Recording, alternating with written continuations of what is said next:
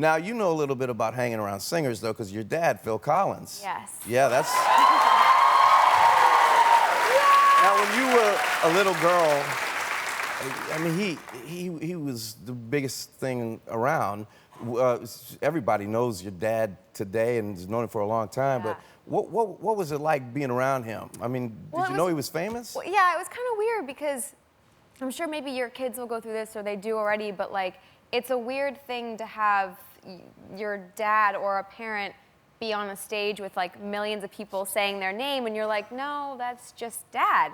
But I started to get used to like, that person was Phil, and then when we were at home, that was dad. So it would get kind of weird when it would get convoluted. We'd be out at the store or at Disneyland or something and people would come up and I'm like, this is like a meeting of the worlds here. This seems really bizarre. But yeah, you kind of get used to it. But now it's kind of funny. He told me like he got a kick out of the fact that there was like a radio station that was playing his music, and they said afterwards, like, for those of you who don't know who that is, it's Lily Collins' dad. Oh wow! And he was like, you got to be kidding. He's like, what world are we? This is great. You're like getting up there. Wow, that's crazy. Now, is there one Phil Collins song that just brings you right back to when you were like 5 years old? Yeah, You'll Be in My Heart from Tarzan. Yeah. Sure.